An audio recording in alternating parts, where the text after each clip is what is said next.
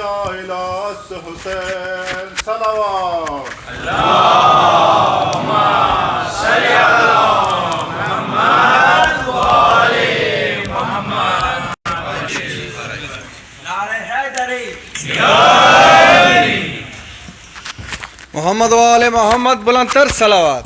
اللهم صل على محمد وآل محمد.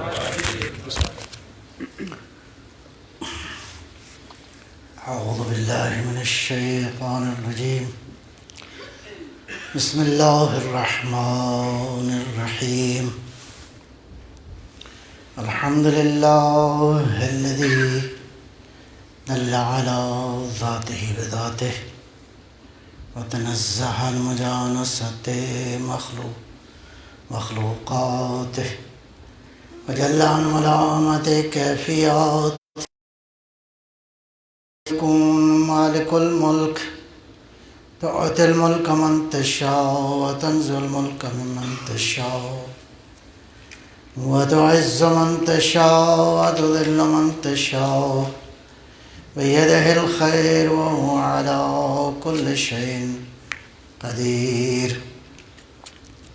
والصلاة والسلام على سيدنا أشرف الأنبياء والمرسلين سيد الأبرار ونخبة الأخيار زين الرسالة والنبوة ينبوع الحكمة والفتوة نبي الأنبياء وصفي الأصفياء الذي بنوره استضاءت الأنوار واستنطارت الشموس والأقمار وبظهوره تجلت الأسرار الذي في السماء اسمه أحمد وفي الأرض أبي القاسم محمد. اللهم صل على محمد وآل محمد وعجل فرجه.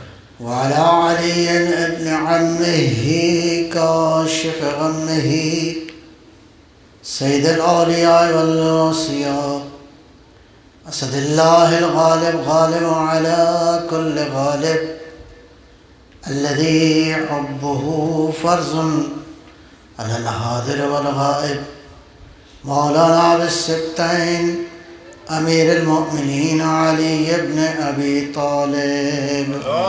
اللهم صل على محمد وآل محمد وعجل فرجه. وعلى أولاده الطيبين الطاهرين المعصومين وجزي الله على العباد الداعين على الخلق في جميع الآثار والأقطار ذوي المعاثر والآثار خير القرون الذين يبينوا للناس مناهج الحلال والحرام أهل البيت المطهرين من الرس والآثام ورحمة الله وبركاته.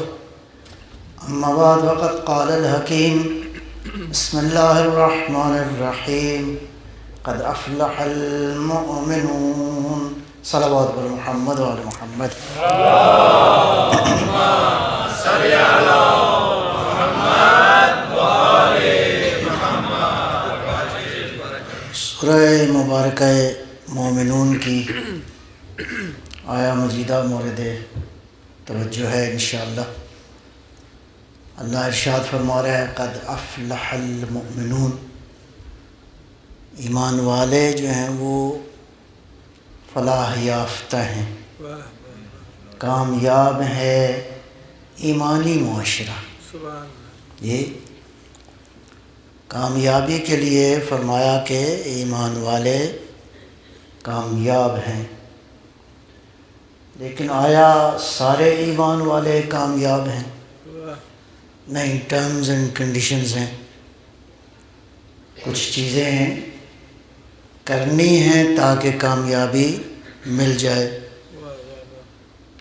اور وہ شرائط کیا ہیں؟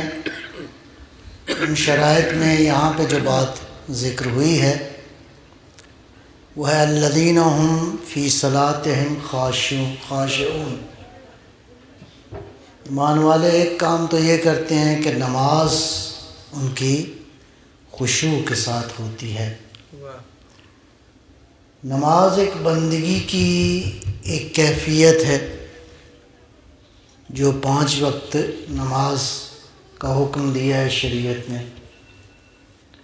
لیکن عزیزان، شریعت نے جو بھی حکم دیا ہے کسی بہت بڑے مقصد کو حاصل کرنے کے لیے دیا ہے.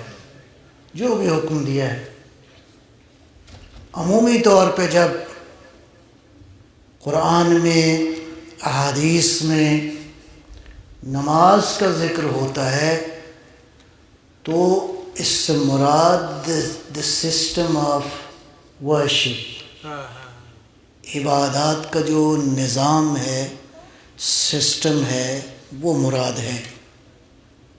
نماز اس میں چونکہ سب سے اہم ہے، لہذا اس لیے نماز کا ذکر ہے. لیکن اس نماز میں یہ جو 5 وقت کی پڑھتے ہیں، اس میں بہت بڑا میسج ہے، بہت کچھ ہے. کئی اشرے اس پہ گفتگو ہو سکتی ہے، اس لیے کہ نماز جو ہے وہ ذریعہ ہے کہاں تک پہنچنے کا؟ خدا تک پہنچنے کا. تو وہ پلر یا وہ سیڑھی جو خدا تک پہنچا دے، کیسی پاورفل ہے وہ. لہذا تھوڑی سی 2-4 باتیں اور بھی یہاں پہ اضافہ کی جائیں. نماز کا آغاز، نماز کی انٹری اور نماز کا ایگزٹ. انٹری کہاں پہ ہوتی ہے؟ اللہ اکبر. ایگزٹ کہاں پہ ہوتا ہے؟ اللہ اکبر. اس کا مطلب ہے نماز در حقیقت اللہ سے اللہ کی طرف سفر ہے. سفر مختلف ہے نا انسانوں کے، معرفت کے سفر. ایک دفعہ یہ ہے کہ انسان کی طرف سفر کرے. ویسے تو علماء، اسکالرز کہتے ہیں کہ 4 رابطے ایسے ہیں جو انسان کے بیلنس ہونے چاہیے. 4 کنیکشن ایسے ہیں، there must be balance. وہ کنیکشن کون سے ہیں؟ پہلا کنیکشن ہے انسان کا اپنی ذات سے، سیلف سے. the first کنیکشن یہ انسان کا اپنی ذات سے کنیکشن ہے. لہذا اس سیلف کی نگہداشت کرنا بہت ضروری ہے، اس لیے کہ یہ جو جوہر اللہ نے خلق کیا ہے بہت قیمتی ہے. اس وجود کی قیمت اتنی ہے کہ فرمایا کہ اس کائنات میں سب سے خوبصورت وجود ہم نے تمہیں عطا کیا ہے، اور یہ سارا کچھ جو نظام ہے یہ تجھے بنایا ہے، تو تیرے لیے یہ سب کچھ بنا دیا ہے. تو پہلا کنیکشن انسان کا اپنی ذات سے ہے. دوسرا اپنے سے نکل کے دوسرے انسانوں کے ساتھ ہے. انسان کا انسان سے رابطہ یہ دوسرا کنیکشن ہے. بیلنس چاہیے، ایسا نہ ہو کہ کسی ایک کنیکشن میں انسان پھنس جائے.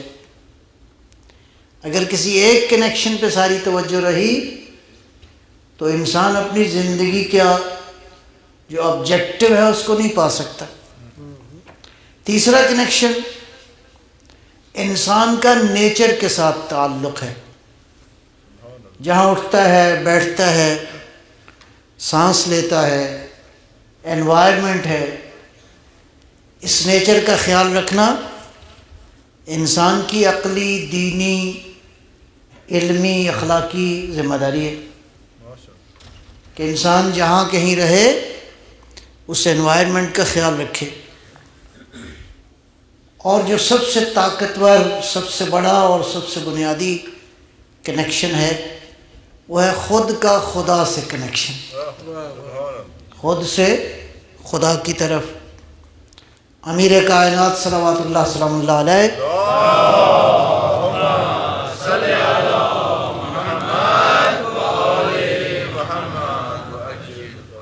کا دعائے صباح میں ایک جملہ جو میں خطبے میں بھی آپ نے غور کیا ہوگا،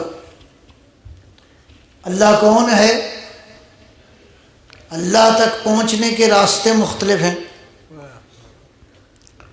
لیکن علی جو راستہ بیان کر رہے ہیں وہ فرماتے ہیں کہ دل علی ذاتہ بذاتہ، جو اپنے وجود کی دلیل خود ہے۔ ویسے تو انسان من عرف نفسہ فقد عرف ربہ، اپنی معرفت ذریعہ ہے رب کی معرفت تک پہنچنے کا۔ کہیں قرآن دعوت دیتا ہے زمین و آسمان پہ غور کرو، جی سنریہم آیاتنا فی الآفاق و فی انفسہم، ساری کائنات میں اللہ کی آیات موجود ہیں، تو اللہ تک پہنچنا چاہتے ہو تو کائنات کو دیکھتے جاؤ، اللہ سمجھ میں آئے گا۔ کائنات کے اندر جو سسٹم موجود ہے، کائنات میں جو آرگنائزیشن موجود ہے، ان ساری مخلوقات میں جو ایک ہارمنی پائی جاتی ہے، کائنات میں علم کتنا موجود ہے، جی ایبسولوٹ علم موجود ہے۔ یہ ساری چیزیں غور کرو گے تو تمہیں معلوم پڑے گا کہ کوئی ہے جس نظام ہستی کو مینیج کر رہا ہے، لیکن ایک راستہ ہے جو سخت راستہ ہے، وہ عام انسانوں کا نہیں ہے۔ اپنی ذات کی معرفت سے خدا تک پہنچنا کمپیریٹیولی آسان ہے، اور اس کے بعد کائنات کی معرفت سے اللہ تک پہنچنا کمپیریٹیولی آسان ہے، تھوڑا سا مشکل ہے۔ لیکن یا من دل علی ذاتہ بذاتہ، وہ جو اپنے وجود کی دلیل خود ہے، خدا کی حقیقی معرفت ممکن ہے؟ ممکن نہیں۔ اس کی حقیقت کو کوئی جان سکے؟ اس لیے کہ جو کوئی بھی جانے گا اپنی عقل اور اپنے ظرف کے مطابق، تو یہ تو ظرف ہے محدود، اس کی ذات ہے لامحدود، تو محدود کے سانچے میں لامحدود کیسے آ سکتا ہے؟ محدود وجود میں ایک گلاس پانی، ایک گلاس میں دریا تو نہیں آ سکتا، جی تو اللہ کی ذات ہے ایبسولوٹ، تو ایبسولوٹ جو ہے وہ لمیٹڈ کے وجود کے اندر نہیں آ سکتا۔ بس اس لیے اللہ نے فرمایا کہ اگر مجھ تک پہنچنا چاہتے ہو تو یا ایھا الذین آمنوا، اے ایمان والو کیا کرو؟ اللہ تک پہنچنے کے لیے کیا کرو؟ وابتغوا الیہ الوسیلہ، اللہ تک پہنچنے کا وسیلہ تلاش کرو۔ یہ نہیں کہ وسیلہ بناؤ، تلاش کرو۔ اس کا مطلب ہے وسیلہ ہم نے بنا دیا ہے، تلاش تم نے کرنا ہے۔ جتنی معرفت وسیلے کی ہوگی اس اعتبار سے، اب دیکھیں نا سفر کرنا ہو تو وسیلے مختلف ہیں۔ یہاں سے آپ نے جانا ہے فرض کریں سڈنی، تو مختلف وسیلے ہیں، کوئی سائیکل پہ بھی ارادہ کر سکتا ہے، کوئی کار پہ ارادہ کر سکتا ہے، کوئی ممکن ہے پیدل جانے کا ارادہ ہو اس کا۔ تو وسیلہ جتنا پرفیکٹ ہوگا اتنا منزل تک پہنچنا آسان ہو جائے گا۔ اور یہاں سے اگر لنڈن جانا ہو تو اگر کوئی آدمی پیدل جانا چاہے تو بہرحال پرابلم یہ ہے، بڑا مشکل ہے، جی۔ اور اگر کوئی ایسا وسیلہ ہو جو کہ زیادہ وقت لے گا تو بھی مسئلہ ہے۔ اب میں لنڈن کی بات نہیں کر رہا، اللہ کی بات کر رہا ہوں۔ اللہ تک جانے کے لیے کیا چاہیے؟ ایسا وسیلہ جو تمہیں یہاں سے پکڑے اور اللہ تک لے جائے۔ تو اب تلاش کرو کہ کون ہے جو اللہ تک گیا ہے اور اللہ کے پاس رہتا ہے۔ صلوات پر محمد و آل محمد۔ اللہم صلی علی محمد ہے جو یہ کہتا ہے کہ پوچھ لو مجھ سے جو پوچھنا ہے، میں زمین کی راہوں سے آسمان کی راہوں کو بہتر جانتا ہوں، میں عرش سے لے کر تحت الثری تک ساری معلومات رکھتا ہوں۔ بس علی وہ ہے جو کائنات کے سارے راستوں کو جانتا ہے، بس ایسے نیویگیشن کی ضرورت ہے کہ اس کی مدد سے آپ اللہ تک پہنچ جائیں۔ صلوات بر محمد و آل محمد۔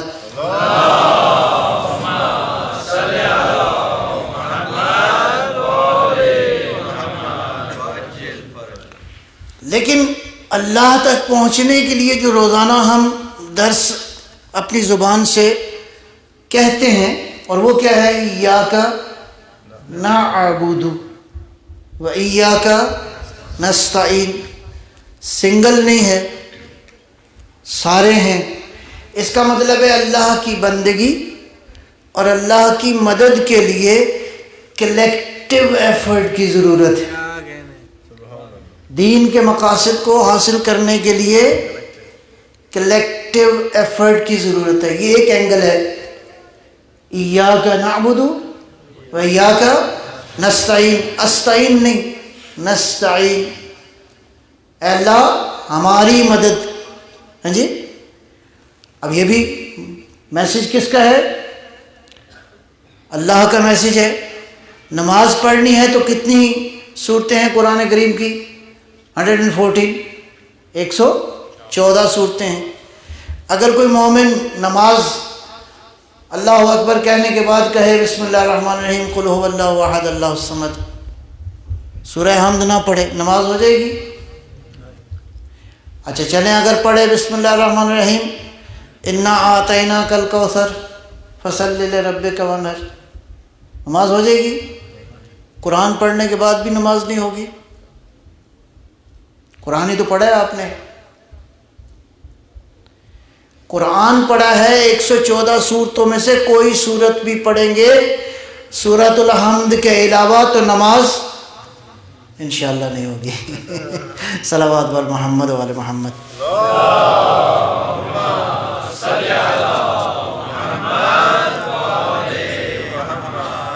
تو اللہ نے بتایا کہ اگر میری بندگی کرنی ہے تو سورۃ الحمد پڑھنا بہت ضروری ہے۔ اب سورۃ الحمد میں جو کچھ بھی ہے میسیجز بہت زیادہ ہیں۔ اب زندگی میں ہم دعائیں کتنی مانگتے ہیں؟ بہت ساری، لیکن ایک دعا ہے جو ریکمینڈڈ ہے اور بلکہ اوبلیگیٹری ہے نماز کے اندر، اس کے بغیر نماز نہیں ہوگی۔ وہ دعا کیا ہے؟ اہدنا الصراط المستقیم، ہمیں ہدایت کے راستے پہ قائم فرما۔ یہ دعا ہر ایک کو مانگنا ہے، چاہے عالم ہے، چاہے فاضل ہے، چاہے کوئی ہے، چاہے کوئی اللہ کا ولی ہے، اس لیے کہ ہدایت پہ قائم رہنے کے لیے مسلسل توجہ کی ضرورت ہے، چونکہ خطرہ 24/7 ہے۔ اس کا مطلب ہے یہ دعا خالی لیسن ہے، اس لیسن کو ساری زندگی میں یاد رکھو، اس لیسن کے اوپر عمل کرو ساری زندگی۔ اہدنا الصراط، موسیٰ علیہ السلام جیسا نبی، دیکھیں انبیاء کتنے؟ 124,000، اس میں رسول کتنے؟ 313۔ رسولوں کا رتبہ انبیاء سے زیادہ۔ ان 313 میں سے 5 اولو العزم، جی 5، اس کا مطلب ہے ان 5 کا رتبہ سارے انبیاء میں بلندتر ہے۔ ان اولو العزم انبیاء میں ایک نبی ہے جس کا نام حضرت موسیٰ علیہ السلام۔ تو موسیٰ علیہ السلام کو بھی رہنمائی کی ضرورت پڑ گئی، موسیٰ جیسا اولو العزم نبی۔ تو جناب خضر کا انتظام ہوا، وہ قرآن میں سارا واقعہ موجود ہے۔ اس کا مطلب ہے اہدنا الصراط المستقیم۔ اب بات یہاں رکتی نہیں ہے، آگے بڑھتی ہے، کہ یہ نہ ہو کہ تم اپنے گمان میں رہو کہ اب اللہ نے راستہ دکھا دیا ہے تو میں کامیاب ہو جاؤں گا۔ نہیں، کس کا راستہ؟ صراط الذین انعمت علیہم، یعنی انعامتا کو وسیلہ بناؤ گے، صراط مستقیم پہ آ جاؤ گے، خدا تک پہنچ جاؤ گے۔ صلوات پر محمد و آل محمد۔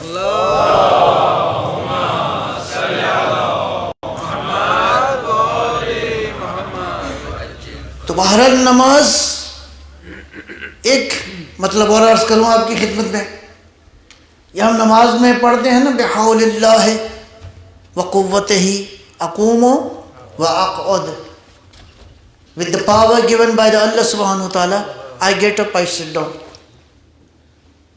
یہ صرف نماز میں ہے، کہیں اور نہیں ہے اس قانون کا عمل نہیں۔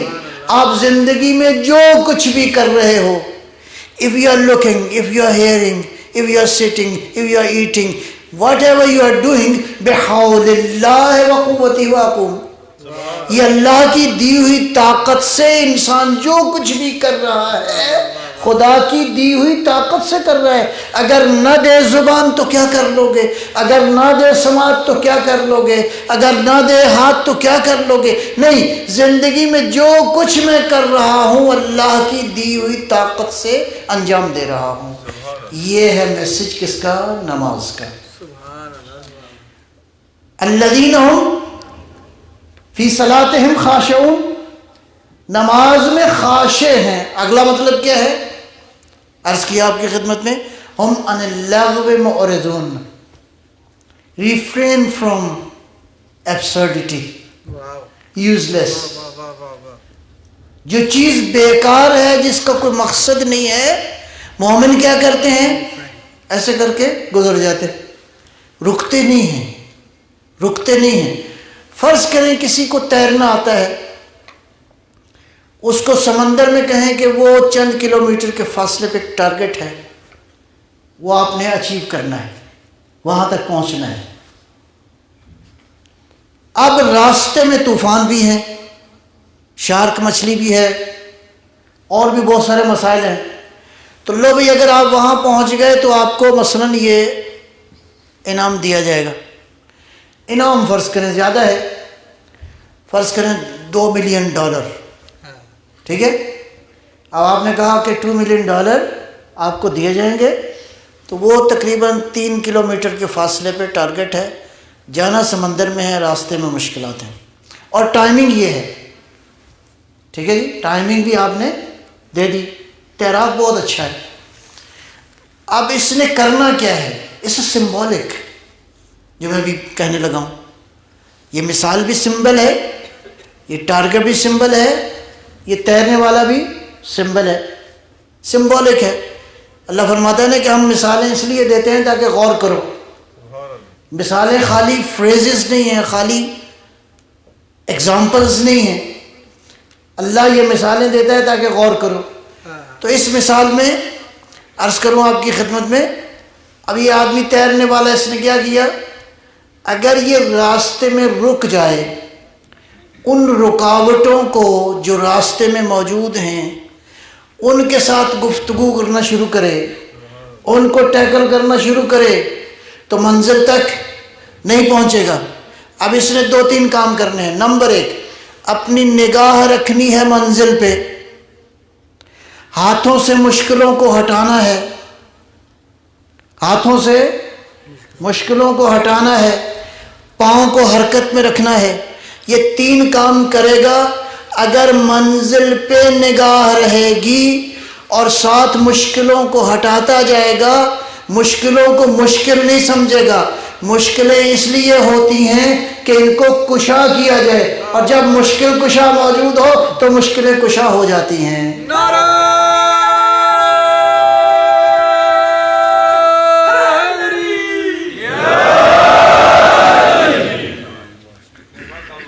اب مشکلوں کو ہٹاتے ہوئے، قدموں میں حرکت رکھتے ہوئے منزل تک یہ پہنچ گیا۔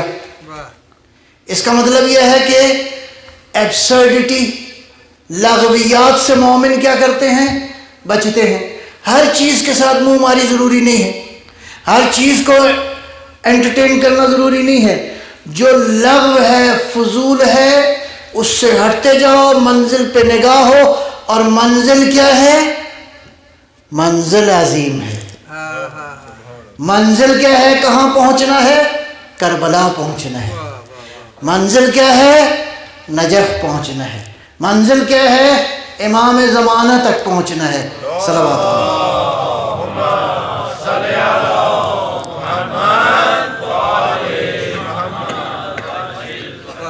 بات تھوڑی سی آگے بڑھی.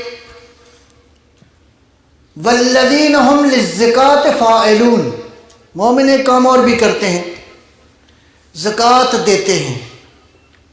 تو زکوٰۃ تو ہے 2.5%. تو جان چھٹ گئی اتنا دینے سے. عزیزان، دین جب کہتے ہیں نا نماز پڑھو، the system of worship.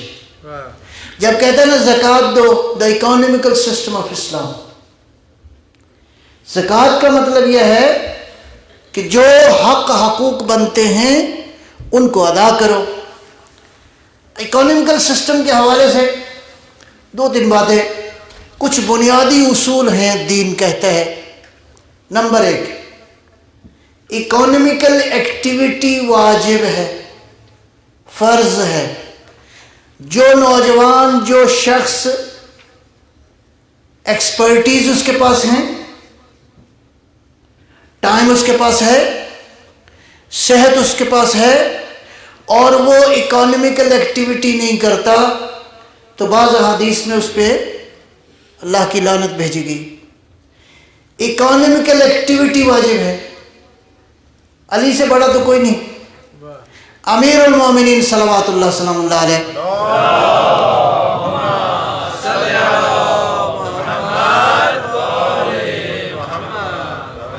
ایک دو چیزیں میں عرض کروں گا مولا کی خدمت کی بارگاہ سے. امام نے اپنی زندگی میں کئی زمینیں خریدی، ان کو آباد کیا. زمینیں خریدی، ان کو آباد کیا، باغات بنائے. اور وہ باغات اتنے زیادہ تھے، اگر تاریخ میں جائیں موقوفات امیر المومنین علیہ الصلوۃ والسلام کو اگر آپ دیکھیں تو اگر علی آج ہوتے تو ممکن ہے کہ ان کی دولت جو ہے وہ ایلن ماسک سے زیادہ ہوتی. علی کا کمال یہ ہے کہ علی دولت آتی تھی، رکھتے نہیں تھے، جہاں ہوتی تھی اسے بھیج دیتے تھے. یہ ہے علی کا طرز زندگی. علی کا طرز زندگی نمبر 1، اکانومیکل ایکٹیویٹی. ایک روایت کے مطابق مولا نے مدینہ میں ایک صلوات فرمائیں گے انشاءاللہ.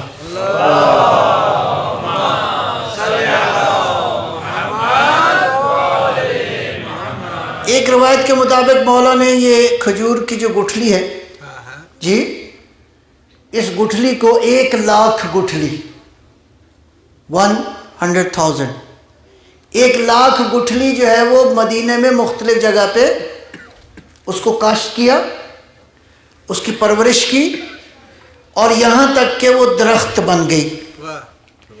ایک درخت کو پالنا کتنا مشکل ہے. جو لوگ تھوڑا بہت کھیتی باڑی جانتے ہیں، بالکل ایسے ہی ہے. ایک درخت کو پالنا ایک بچے کی پرورش کے برابر ہے، بہت مشکل کام ہے. تو علی کہہ سکتے ہیں آپ دنیا کا سب سے بڑا شجرکار کون ہے؟ علی ابن ابی طالب صلوات اللہ السلام اللہ علیہ.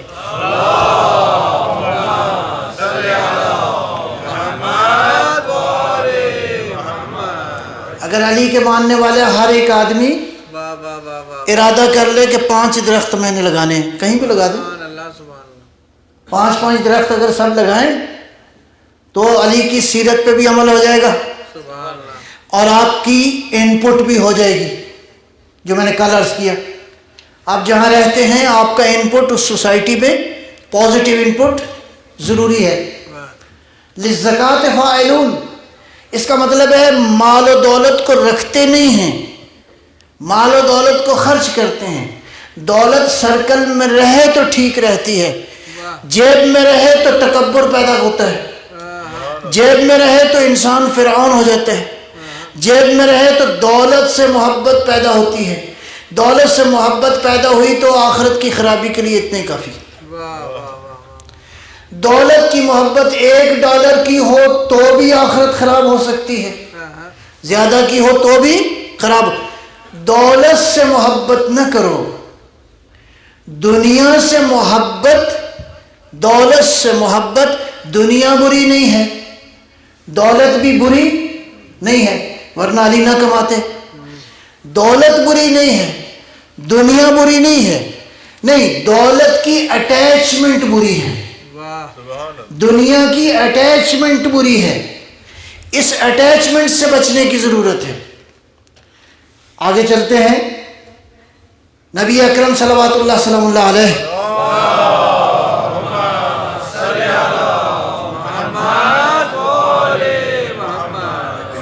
حضور جنگ تبوک سے واپس آئے تو مسلمان گئے حضور کا استقبال کرنے کے لیے.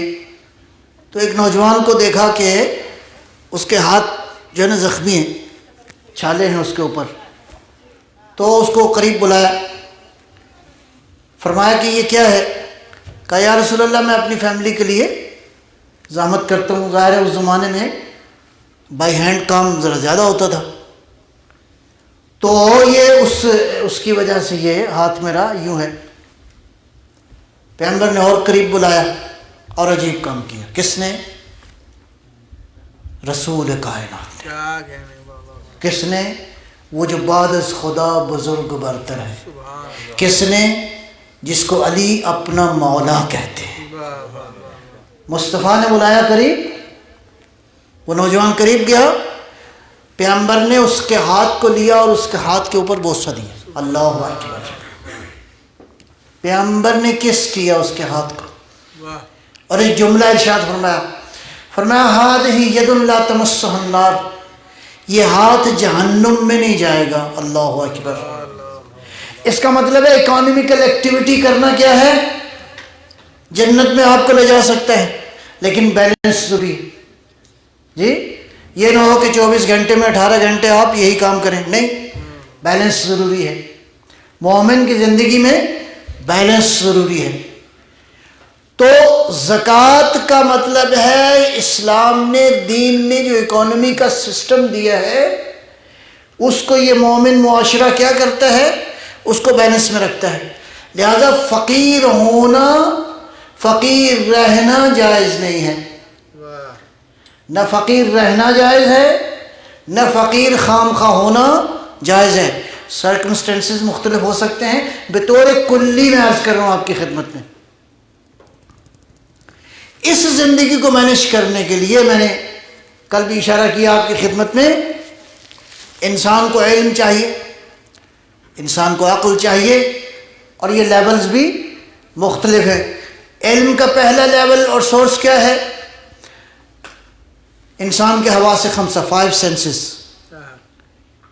اور ان 5 سینسز کی اپنی ڈومین ہے. اگلا مرحلہ کیا ہے؟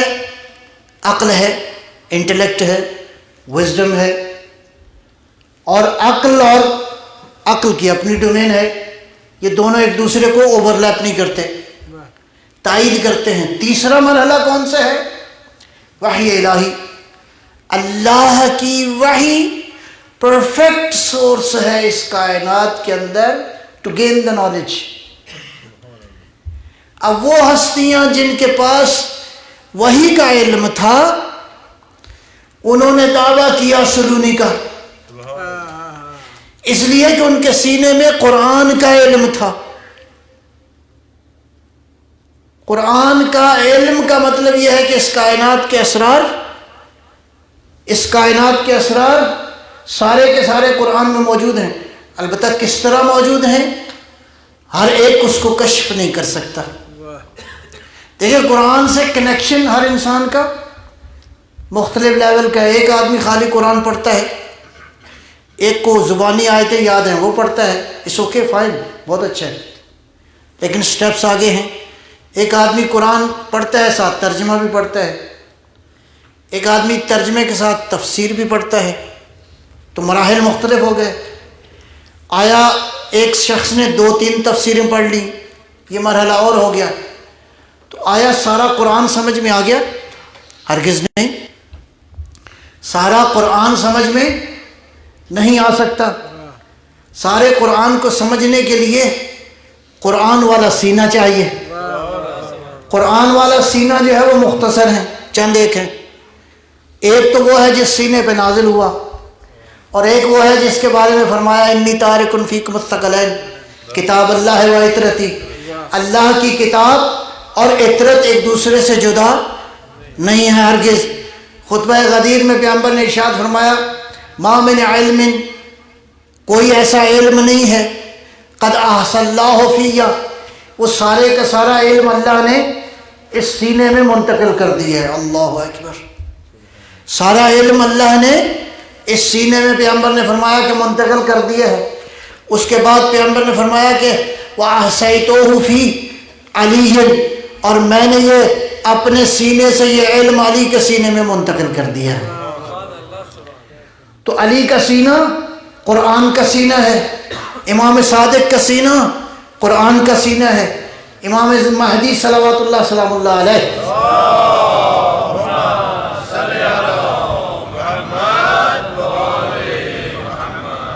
کا سینہ قرآن کا سینہ ہے. دیکھیں یہ جو آئنسٹائن کی تھیوری ہے ریلیٹیوٹی کی، تھیوری تو نہیں بیان کرنی ابھی. تھیوری کا خلاصہ یہ ہے، تھیوری یہ ہے کہ time slows down when you travel faster.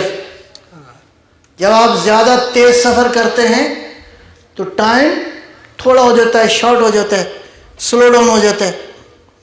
غالباً اسی لیے دین میں قرآن میں ٹائم کو یوں اس طرح بیان کیا گیا ہے. ایک جگہ پہ سورہ حج میں اللہ ارشاد فرماتا ہے وہ دن جو اللہ کے ہاں ہے ان یومن عند ربک، وہ دن جو اللہ کی نگاہ میں ہے وہ دن تمہارے دن کی طرح نہیں ہے. وہ دن کیسا ہے؟ وہ دن کا الف سنۃ مما تعدون، تم 1000 سال جو گنتے ہو یہ 1000 سال ایکول ہے وہاں کا ایک دن. وہاں کا ایک دن ہے. اچھا بعض جگہ پہ بیان فرمایا کہ دنیا کے 50,000 سال اور آخرت کا ایک دن ہے، اور کہیں کہیں یہ بھی ہے کہ دنیا کے 80,000 سال اور آخرت کا ایک دن. تو اگر یہ 80,000 سال والی بات ہو، چلیں پہلے مرحلے میں لے لیتے ہیں. 1000 سال اگر ہو، دنیا کے 1000 سال اور آخرت کا ایک دن، تو ابھی تقریباً رائے یہ ہے کہ ہم سارے جو اس زمین پہ ابھی رہتے ہیں، قوم قبیلے نسل انسان جتنے بھی رہتے ہیں، یہ سارے کس کی اولاد ہیں؟ آدم علیہ السلام کی. تو اللہ نے ایک جوڑے سے کیا برکت دی ہے؟ تو اللہ تو کر سکتا ہے جی، اللہ تو یہ کام کر سکتا ہے. اللہ نے آدم علیہ السلام اور بی بی حوا سلام اللہ علیہا، درود و سلام ہو ان کے اوپر، اللہم صلی اللہ.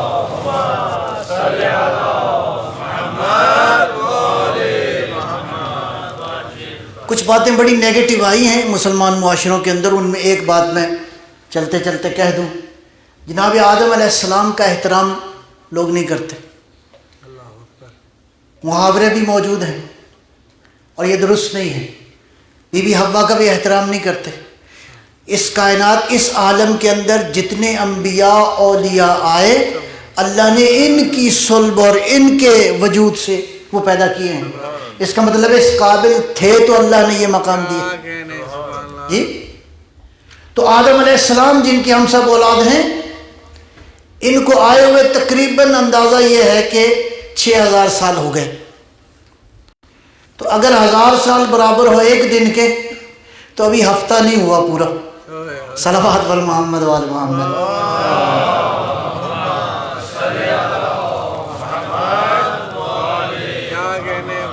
آپ کی نگاہ میں 1000 سال ہے، وہاں ایک دن ہے. آپ کی نگاہ میں ہے 80,000 سال، اور وہاں کیا ہے؟ ایک دن. اللہ فرماتا ہے نا زمین و آسمان میں نے 6 دن میں بنائے. آپ سمجھ میں آیا کہ یہ وہ دن نہیں ہے جو ہمارے ذہن میں 24 آورز والے. یہ ڈیوریشن مراد ہے. یہ ڈیوریشن کتنا ہے؟ ہماری کیلکولیشن سے ابھی باہر ہے.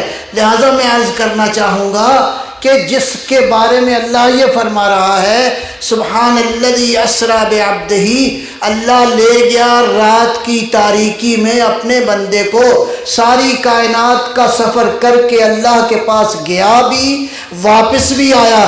جب گیا بھی واپس بھی آیا ساری کائنات کا سفر طے کر کے، تو ابھی نیچے کنڈی جو ہے وہ ہل رہی تھی، ابھی معاملات تازہ تھے، ابھی بستر کی گرمی باقی تھی. یہ تمہاری کیلکولیشن سے باہر ہے. جہاں ہزاروں لاکھوں سال مرحلوں میں طے ہو جائیں، وہ اللہ اس بات پر قادر ہے کہ اپنے حبیب کو کائنات کی آخری منزل تک لے بھی جائے اور لحظوں میں واپس بھی کر دے. صلوات بر محمد و آل محمد.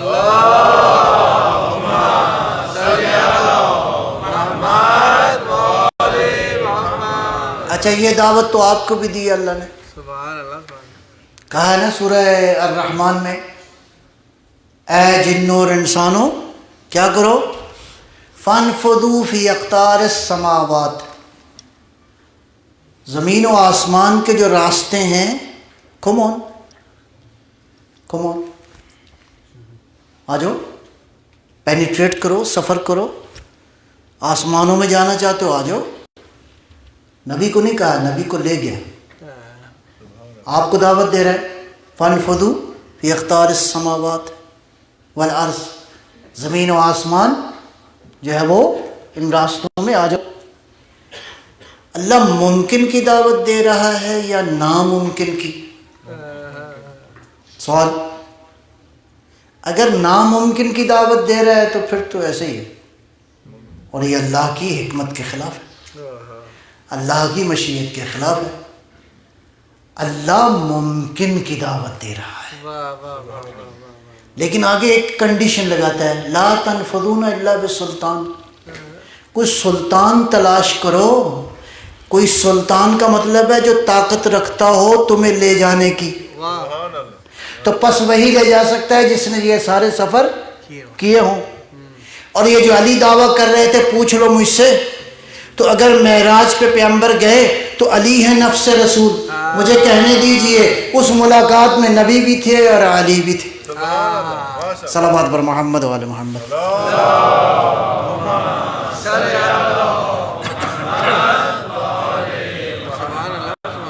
بس آج کی گفتگو کو کنکلوڈ کیا جائے. مومن کون ہے؟ مومنین کا معاشرہ کون سا ہے؟ نمبر 1، نماز کو قائم کرتے ہیں، نماز میں خاشع ہیں، نماز میں ڈیپ ہیں. اگلا کیا ہے؟ عن اللغو معرضون، ایبسرڈیٹی، فضولیات، بے مقصد، یوزلیس کی طرف نہیں جاتے بلکہ راستہ تبدیل کر لیتے ہیں. ہم للزکوٰۃ فاعلون، اور ڈونیشنز بھی دیتے ہیں. اس کا مطلب یہ ہے کہ جو دینی کام ہیں ان میں بڑھ چڑھ کر حصہ لیتے ہیں.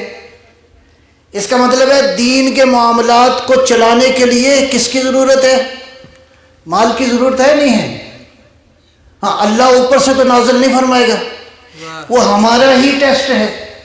للزکوٰۃ فاعلون، اکانومیکل ایکٹیویٹی بھی کرتے ہیں، اور جو اللہ نے دین نے ان کے اوپر حقوق فرائض کہے ہیں ان کو بھی انجام دیتے ہیں. لہٰذا یہ بیلنس جو ہے سوسائٹی کا، اگر دین کے دیے ہوئے احکام پہ عمل ہو جائے تو یہی سوسائٹی نماز کے نتیجے میں خدا پرست ہو جائے گی.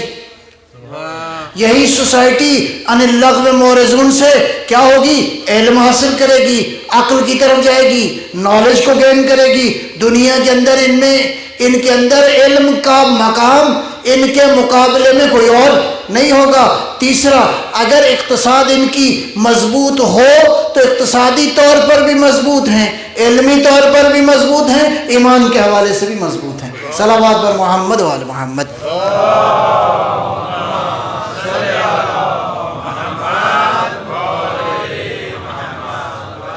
اس لیے ہم دعا کرتے ہیں. کیا دعا کرتے ہیں؟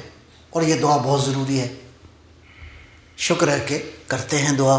اللہم اجعل محیایا،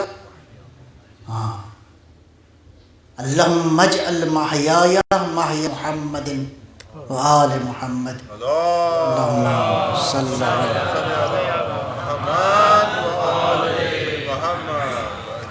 و مماتی ممات محمد و آل محمد. جن کی زندگی بھی خوبصورت تھی اور جن کی موت بھی، جن کی شہادتیں بھی ایسی ہیں کہ انسانی تاریخ ان کا ثانی لانے سے قاصر ہے. حسین کیسے محبوب تھے؟ کس کے لیے؟ محبوب خدا کے لیے. اب حسین جی کے پاس جو پونجی ہے، بیٹا تو سب کو پیارا ہوتا ہے نا، کیا حسین کو پیارا نہیں تھا؟ نہیں. دعا یہ ہے پروردگار زندگی کس کے لیے ہے؟ ممات و حیات اللہ کے لیے. عزادارو، جس شہید کا بھی ذکر میں نے کرنا ہے، انشاءاللہ مصائب بھی ہوں گے آخر میں، آج تابوت بھی برآمد ہوگا. کون ہے یہ شہید؟ قاسم ابن الحسن. خدا کی قسم، انسانی تاریخ میں موت پہ ایسا تبصرہ. جب چچا نے پوچھا نا کیف عندک الموت، بیٹا قاسم موت آپ کے پاس، آپ کے نزدیک کیسی ہے؟ فرمایا احلی من العسل، شہد سے زیادہ میٹھی. یہ جملہ بتاتا ہے کہ معرفت کے کس مقام پہ فائز ہے یہ بچہ، جو زمین پہ بیٹھ کے عرش الہی کی بات کرے، اس کو کہتے ہیں قاسم ابن الحسن. آپ کی توجہ ہو گئی؟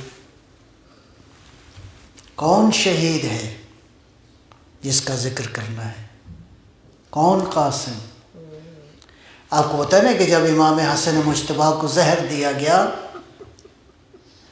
تو آخری مرحلہ تھا. شریعت یہ کہتی ہے کہ جب کسی کا دنیا سے جانے کا آخری وقت ہو تو اس کے سینے پہ پھول بھی نہ رکھو، بہت بھاری ہوتا ہے. دو روایتیں سنیں گے یہاں پہ. پیغمبر کا آخری وقت تھا، امام حسن اور امام حسین علیہ السلام پیغمبر کے سینے سے آ کے لپٹ گئے.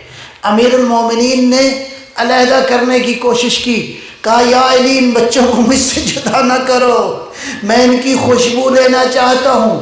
دوسرا واقعہ یہ ہے کہ امام مجتبیٰ جب زہر پی چکے، اب سینے سے جو ہے وہ وجود سے خون نکل چکا، ایسے مرحلے میں ایک چھوٹا سا بچہ ہے. امام حسن نے اپنے سینے سے لگایا قاسم کو، قاسم سینے پہ ہے. ماں نے علیحدہ کرنے کی کوشش کی، کہا فروا میرے بچے کو علیحدہ نہ کرو، میں جاتے ہوئے اس سے ملنا چاہتا ہوں. عزادارو، امام دنیا سے چلے گئے، جانے سے پہلے ایک رکا لکھ دیا، قاسم بیٹا یہ تعویذ دے رہا ہوں، اگر زندگی میں کہیں مشکل پیش آ گئی تو اس تعویذ کو کھول کے اس پہ عمل کرنا. وقت گزر گیا، ادھر وقت گزر گیا، عاشور کی رات پہنچی. شب عاشور معاملہ یہ ہے کہ ہر ماں اپنے بچے کو تیار کر رہی ہے.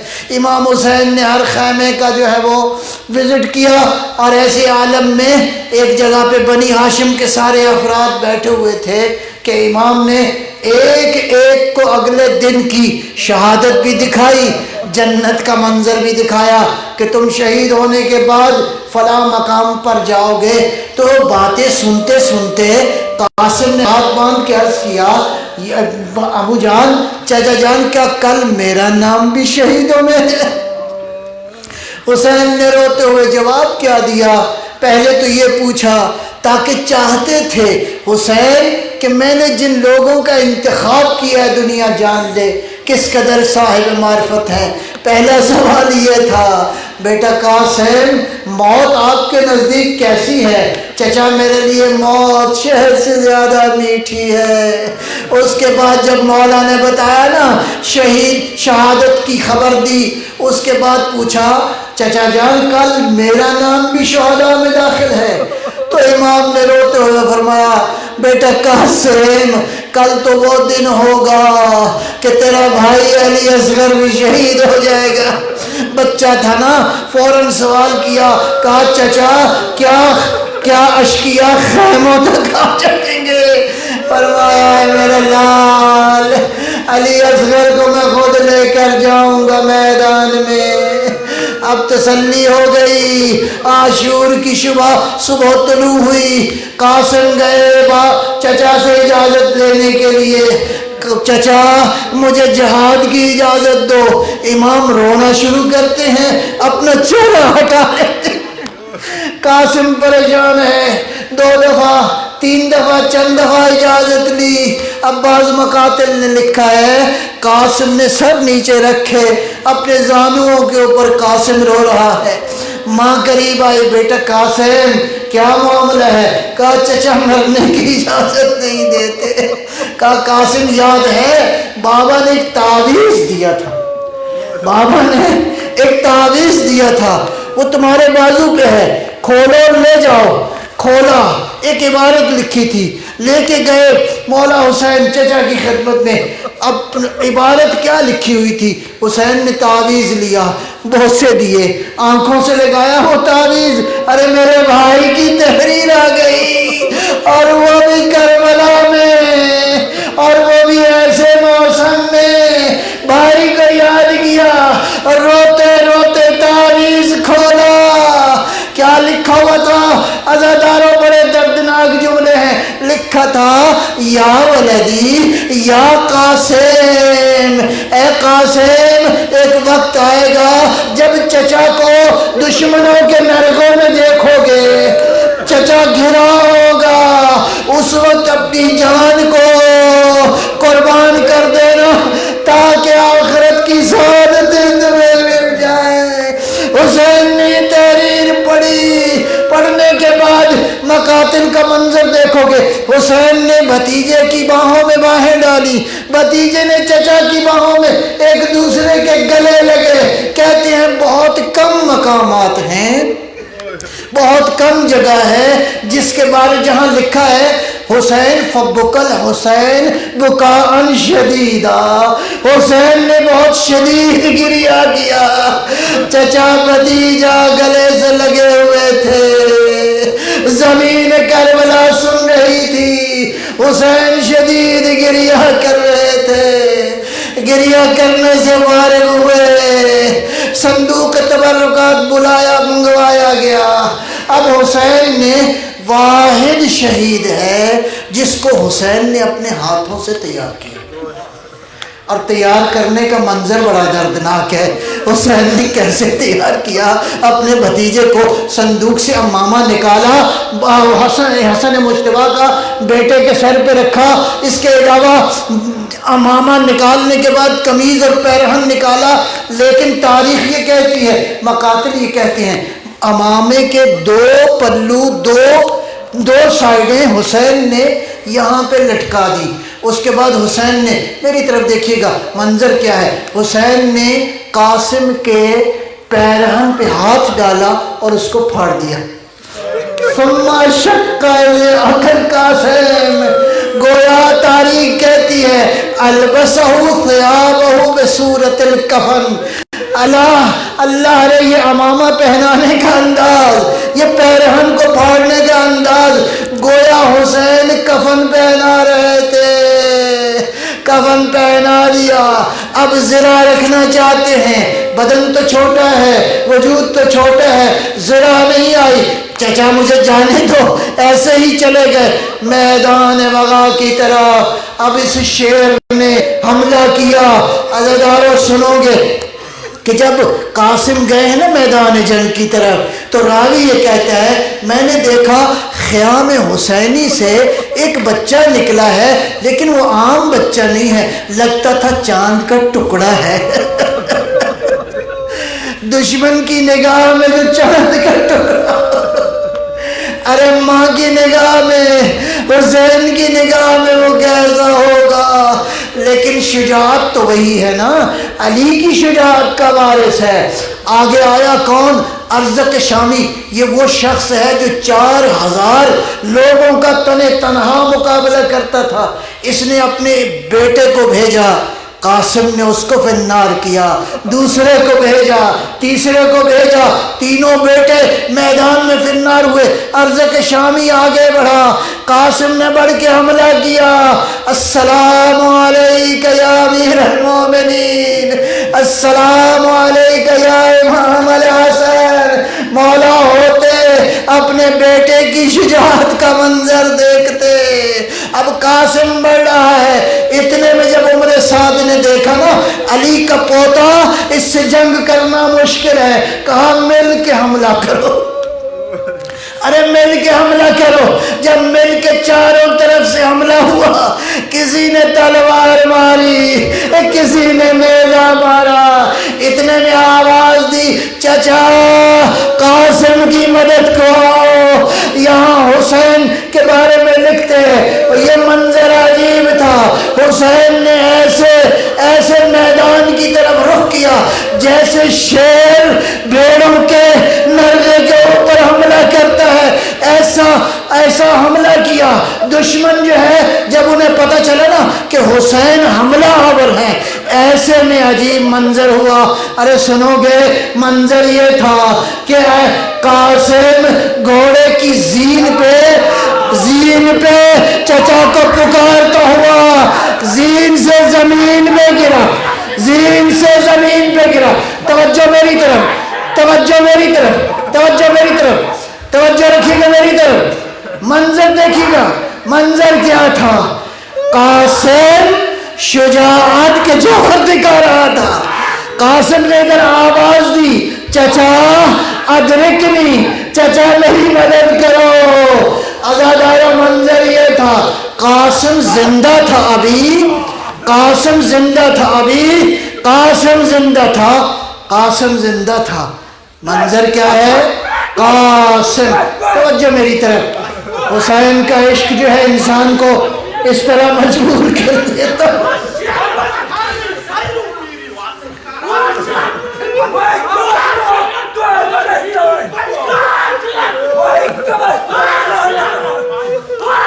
صبر سے، صبر سے، صبر سے، حوصلے سے، حوصلے سے۔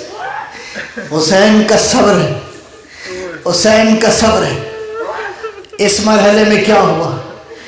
حسین نے شیر کی طرف رخ کیا، قاسم نے کیا کہا؟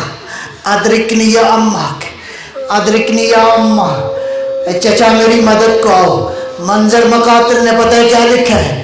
قاسم ابھی زین پہ تھا جب دشمن نے چاروں طرف سے حملہ کیا تو قاسم زین سے زمین پہ آیا۔ عزادارو قاسم زندہ تھا کہ مشرق کے گھوڑے مغرب کی طرف دوڑ گئے، مغرب کے گھوڑے مشرق کی طرف دوڑ گئے۔ قاسم آواز دے رہے ہیں چچا، چچا کہتے ہیں واللہ یعزو، ارے قاسم خدا کی قسم میرے لیے کتنا مشکل ہو رہا ہے، تو پکار رہا ہے، میں تیری مدد کو نہیں پہنچ سکتا، پہنچ بھی جاؤں تو تیری مدد میں کیا کروں گا۔ ارے بالآخر حسین پہنچے زمین کربلا میں، اس مقام پر جہاں قاسم کا لاشا نہیں تھا، لاشا نہیں تھا۔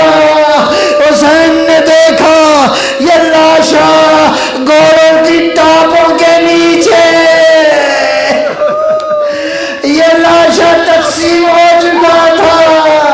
اب بعض مقاتل نے لکھا ہے حسین نے ایک گٹھڑی بچھائی، لاشے کو رکھنا شروع کیا، اور بعض مقاتل نے کہا ہے بچے کا قد تو چھوٹا تھا نا، لیکن مقاتل کا جملہ سنو گے، بچے کا قد تو چھوٹا تھا، مقاتل کا جملہ یہ ہے حسین نے قاسم کا لاشا اس طرح اٹھایا کہ گویا قاسم کے پاؤں جو ہے وہ زمین کربلا پہ خط بناتے ہوئے جا رہے تھے.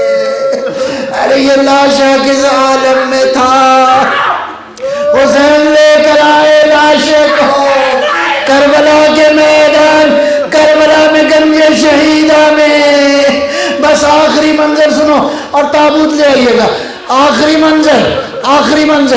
آخری منظر کیا ہے کہ اب جب حسین نے قاسم کا لاشا گنج شہیدہ میں رکھا تو دیکھا، ادھر ادھر دیکھا، بھابھی نظر نہیں آ رہی، امام مجتبیٰ کی کا زوجہ نظر نہیں آ رہی، قاسم کی ماں نظر نہیں آ رہی. کہا بلاؤ ام فرما کو.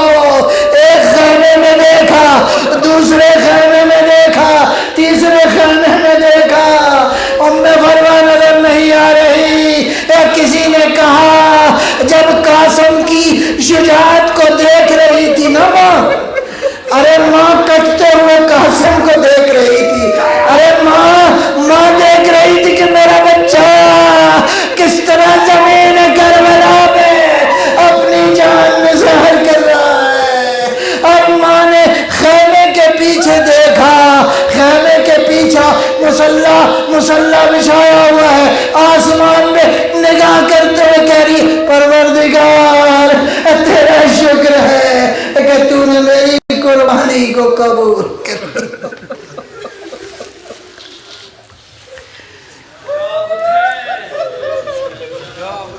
یا حسین یا